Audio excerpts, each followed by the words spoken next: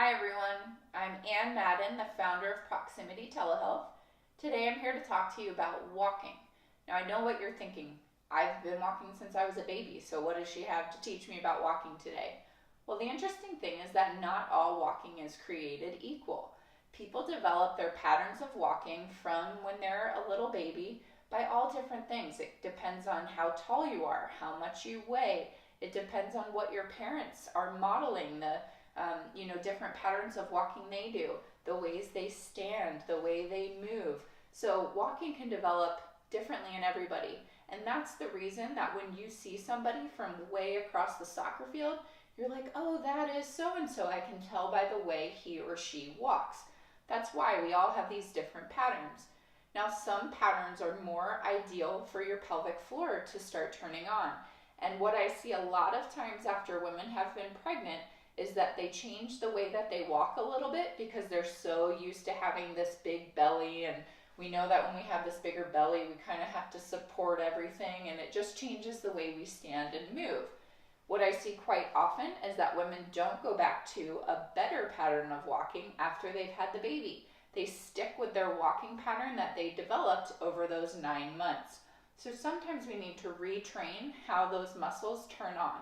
So that's what I'm going to talk about today. I'm going to give you a walk across the screen here and show you the first pattern. So the first pattern is what I would call a falling forward pattern.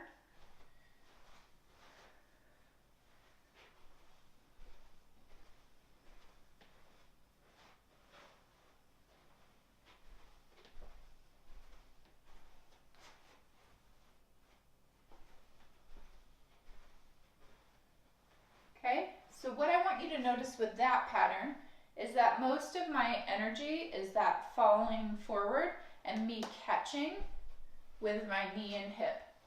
So as I'm falling forward, I'm just kind of catching with my knee and hip. When the entire time I'm trying to just slow myself from falling, I'm turning on these muscles in the front. So I'm turning on my hip flexors big time, my quadriceps. I'm putting a lot of pressure on my knees, ankles, and hips when I do that.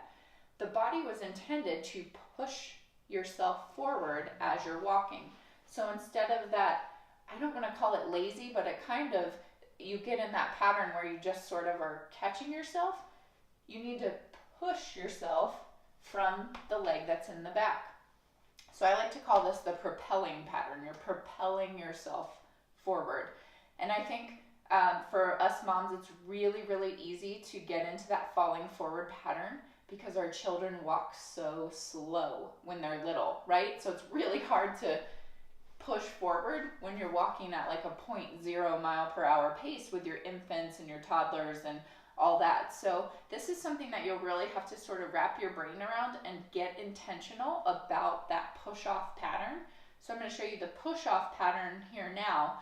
And I really think it's not that easy to understand it when you're watching it. But once you do it and feel the push-off pattern, you'll feel the difference of what muscles are starting to work. Okay, so the push-off pattern is I want to make sure that I'm pushing off from my back leg each time.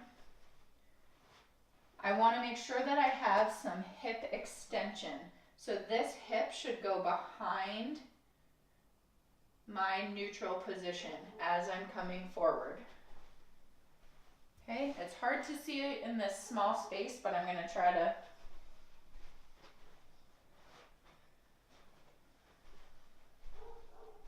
So really think about turning that butt on as you're pushing forward. So butt on, butt on, butt on as I'm pushing forward.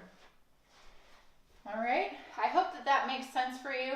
Practice it, and if you have any questions, please just send me an email. I would love to talk to you about how to make this better for you. And like I said, it's a pattern, so it's going to be something that takes a while for you to start getting used to, but give it a shot because your pelvic floor will be healthier and more active when you're in the propelling pattern versus the falling forward pattern. All right, ladies, have a great day.